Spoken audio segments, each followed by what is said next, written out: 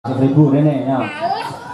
Ya ampun, aku yang melek to ya. Oke sih, mawar kuning saged? Saged. Mriki kula luman ya karo wong-wong nggih. Matur nuwun Pak Darang. Mas Gareng, Gareng. mawar kuning saged? Mboten. Nggih pun, nggih. Mang Brongos mriku.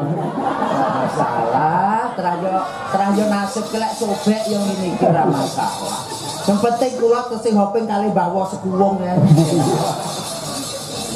Mawar kuning, mawar adalah bunga yang indah merekah, kuning adalah emas. Semoga bersih desa Kedung Banteng tahun 2026 menjadi indah merekah menuju zaman keemasan. Terus.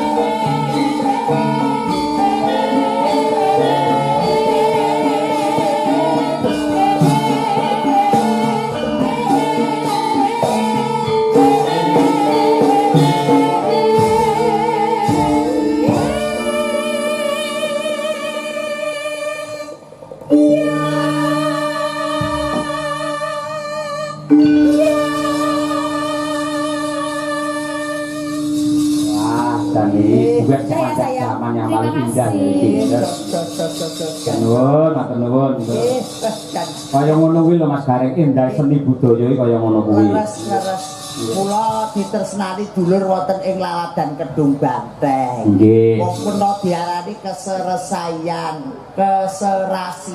di antara kita dan kita. Leres. Kula bersih desa iki dienekne sedaya masyarakat Kedung Banteng mangke kawilujengan kebagaswarasan, selamat donya, selamat akhirat, kabeh usahane iso lancar. Ora ana bebendu, ora ana mala sing tumiba marang sapa wae. Beres. Mila bersih desa menika kejawi atur hormat dumateng para leluhur ingkang jabat wonten ing Dung Banteng. Dan yang terpenting adalah wujud syukur kepada Gusti ingkang nyipta jagat. Yang ketiga nenggih melestarikan budaya dan ajang silaturahim. Menawi bersih desa ngeten iki mbuh agamane apa, mbuh golongane apa, mbuh biyen nyoblos apa, ning yen wis kumpul dadi sak lapangan anane mung seneng ndonga bareng untuk kesejahteraan warga masyarakat Dung Banteng. Leres Mas, apa lu pedahi wong ki lek arep guntuk-guntukan. Nggih. Apa pedahi wong-wong arep plero-plerokan ora cukup sangka niku. Nggih. Kula kok persatuan dan kesatuan itu harus tetap dibangun Leres. supaya desa itu menjadi maju dan selalu menjadi idaman di Kabupaten Ponorogo. Amin. Nggih. Menika kathah sanget nawala ingkang tumibeng kangkon Mas Gareng. Nggih, Pak Cahyo. Saka katresnanipun sedaya para warga. Dari PJ Kepala Desa Dung Banteng Bapak Soni Saifullah SE ngersakake lagu Pepeling kalian gala-gala. Dari BPD Desa Kedung Banteng ngersakake lelagon Ninggal Katresnan. Dari perangkat Desa Kedung Banteng request lagu Gadis Manis Kalimantan. Niku prawan Kalimantan. Iya. Kali negara angin apa ya? Niki menurut Arah negara angin.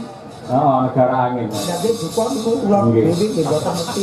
Gini Durna ngatas ngarupa. Nyuwun lagu kagem sedaya nggih. Saping Gunung Mbak Elisa, warga Kedung Banteng nggih. Terus saking Bumdes warga makmur Desa Kedung Banteng ngersakaken podang kuning kalian sesi Demang. Dari Bapak BPD Kedung Banteng kepada YTH Bapak Dalang kami mohon gending Kidung Wahyu Kolosibo kalian Kapilut dipun aturaken dumateng sedaya lembaga desa lan warga masyarakat Kedung Banteng. Semoga ayem tentrem dan guyub rukun. Amin. Terima kasih BPD Kedung Banteng. Nggih, menika mboten salah niku adikipun Pak Karyono. Oh nggih ta? Nggih. Oh nggih. Nggih. Assalamualaikum warahmatullahi wabarakatuh. Waalaikumsalam. Katur dumateng Mas Dalang Cahyo Kuntabi menawi kepareng kula badhe nyuwun lagon Gubuk Asmara. Nggih, kula aturaken dumateng perangkat Desa Dung Banteng saha panitia bersih desa.